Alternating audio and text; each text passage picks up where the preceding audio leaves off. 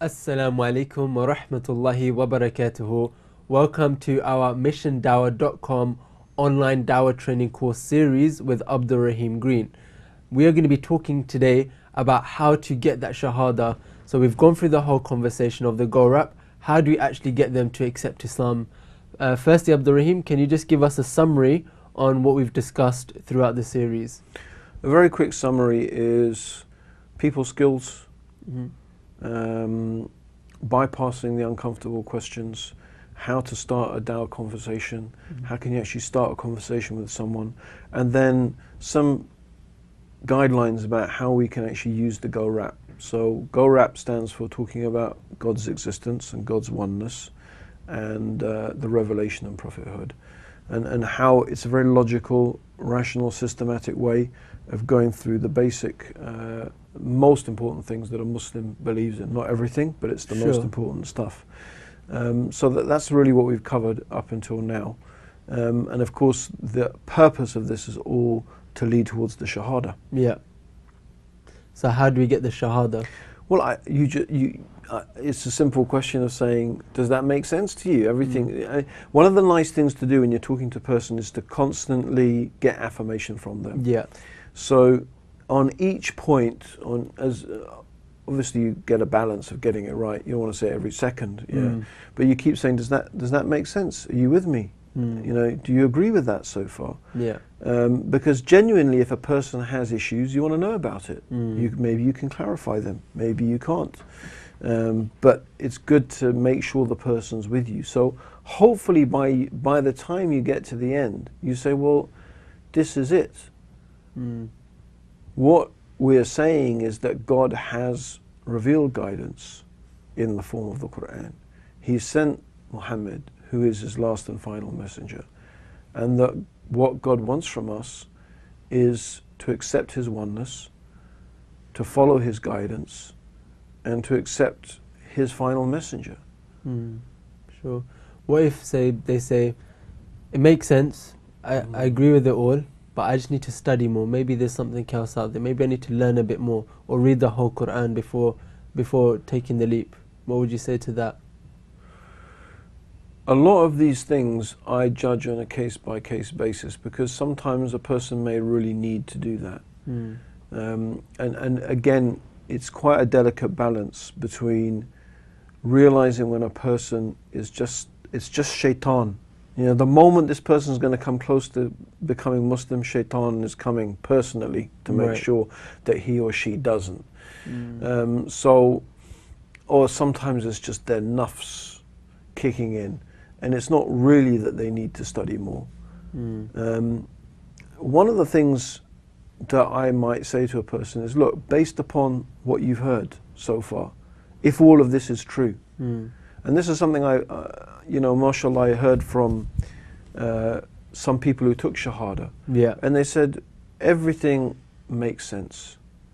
If I come across something that totally destroys everything that I've come to accept, then I'm not going to stay Muslim anyway. I wouldn't, whatever the consequences, I want to follow the truth. And if I found it wasn't the truth, just as I've embraced it because it's the truth, I would reject it because it's not the truth. Now, I'm not saying necessarily you'd invite a person to think about that. Yeah. But the point is that a person who is sincere, they will realize that, well, being sincere is what's important to me. And this all makes sense. Sure. And so, I mean, one of the things I say is, look, there's no end to studying. Yeah. There is no end to it. You can learn the Quran, then you can say, well, I need to learn Arabic. Then you'll say, well, I need to read the hadith, then I need to read the books of seerah. And you could get very, very far, and your life could pass before you ever get to the stage where you feel you need to. But the point being is, based upon the information that you've got so far, does that make sense? You're going to accept it. Now, like I said, everyone is different. There are some people who genuinely do need to study. Sure. And it's up to you as a da'i to know. When I sometimes say to people, they come to me and they say, I want to take Shahadah. I said, that's okay, mashallah, how much do you know about Islam? Because I get the feeling that the person wants to take Shahadah because they want to marry someone, or it's happened to me when I used to work in the London Central Mosque. So I'd ask, and then I'd say, you know what, that's great, you want to become Muslim. I'll try and tell them what they need to know. And sometimes I say, you need to read and study a bit. Sometimes a person will come and I'd sit and talk with them and they say, that all makes sense, but I just, I need to get my head around this. And I said, no, you do need to study more, because I realize that's what that person needs. Yeah. Because people are different in what gives them certainty. Right. And at the end of the day, the Shahada is a testimony. It is, I bear witness that there is nothing worthy of worship except Allah, and that Muhammad is his messenger. Yeah. Why do you want to make a person lie? You don't want to make a person lie, right? So getting the Shahada is important. And unfortunately, you find it's very tempting to fall between extremes. One extreme is, I just tell them and I never get to inviting them. I'm too shy to actually say. The other extreme is, I'm going to make them say Shahada. They won't leave this place until, I don't care whether they believe it or not. I need to tick another Shahada off on my list. Both of those are wrong. We want people to genuinely become Muslim, because it's click with them. Yeah. That's your job. Yeah. Your job is to pass the message, to invite them, to give them all the opportunities. And so when we're going through when we go through the obstacles you might meet in terms of the person getting the Shahada, these are things that, these are like mental blocks a person needs to overcome. Right. Sometimes you can do it straight away, sometimes you can't. Right, that's a very, very valid point, mashallah. Yeah. So for example, somebody's accepted Islam. They say, I believe it, I'm ready, and they take the Shahada. What happens next? This is very, very important to get this right. And again, unfortunately, this is the area where we are failing really badly, because people are taking Shahada and then unfortunately they're apostatizing.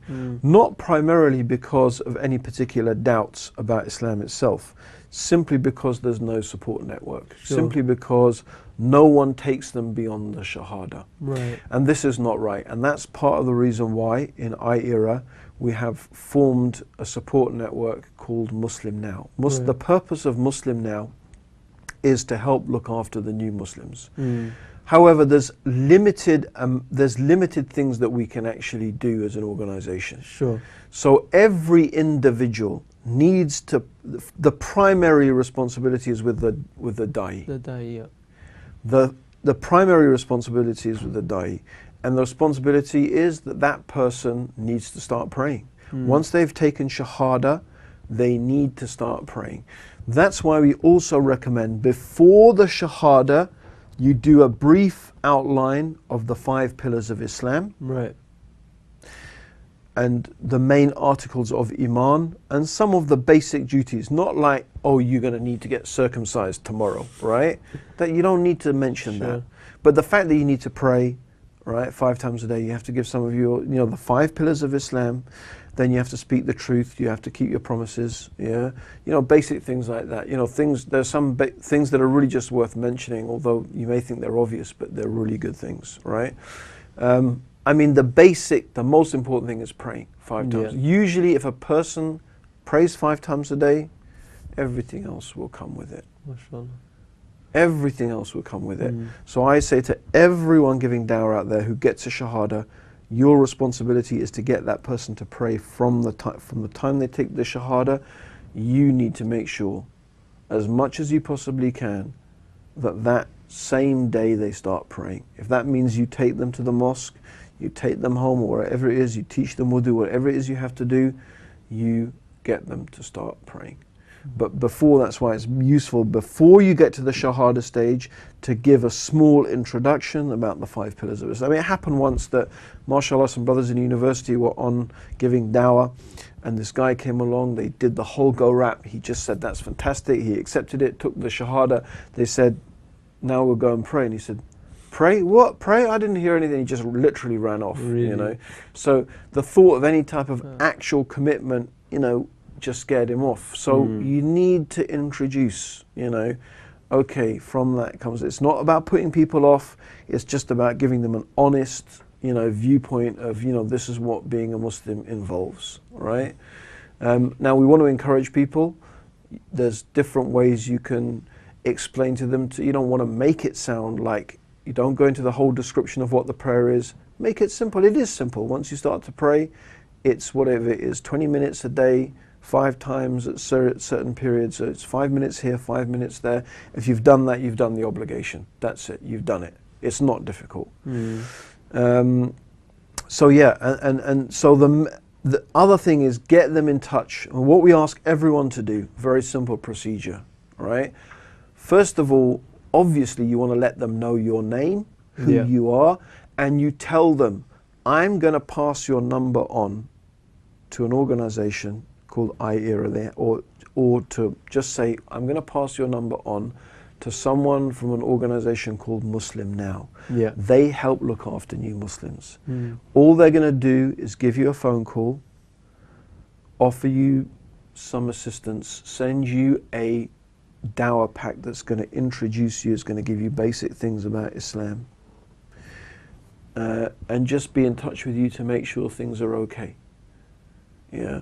So you need to tell them, because unfortunately, again, what's happened is that people have got numbers of people have taken Shahadah and passed them on to Muslim Now, and then when Muslim Now phone those people, it's like, who are you? I never heard of you. Where did you get my number from? Yeah. So again, that's not really thinking very intelligently, right? It's going to freak the poor person out, right? So what you want to do is prepare them, tell them, mashallah, you've taken Shahada, let's go and pray. You've got the whole time you're teaching them to pray. You say, okay, what I'm going to do, maybe for some reason you just can't, it's possible. You haven't got a way, or they say no, they're reluctant to come with you to the masjid or to learn to pray. You know, it's again shaitan playing with them. Say, okay, look, at least let me take your number, and I'm going to get someone to get in touch with you. I'm going to get in touch with you and someone else, and all they want to do is send you a pack of books, right? We'll teach you about how to pray, how to this and that, and you know, they'll just ring you every now and then to make sure you're okay. Yeah, you need to tell them about that. And then obviously take their number, take their email. You know, email and telephone number is usually more than enough. You don't need to get their address and account number and this and passcode. No, I mean, just the basic, you know, number and email. Pass it on to Muslim Now. Someone from Muslim Now will get in touch with them so they can send them a welcome pack. Sure. And give them a ring and make sure that, you know, things are going okay with them. Yeah. And there are different ways we can try and offer help. It's not unlimited. We have a limited amount of help that we can do. And one of the things that Muslim Now does is they do a retreat for new Muslims. They have different programs running for new Muslims. So, I mean, the whole thing is to plug them into that. You know, and that's all. The purpose of that is so when a person takes Shahada, generally what has been found by some other dawah organizations, mashallah, you know, there's you know, some people have been doing really good work over the years, advised us that the key to keeping people, new Muslims, to keeping them in Islam is giving them knowledge. They don't need to be mollycoddled and wrapped in cotton wool and given everything. And anyway, that's just not good for human beings anyway. But the thing they do need to be given is knowledge. Generally, once you've got the knowledge, you'll stick with it. You know, if you've got the knowledge, you'll stick with it.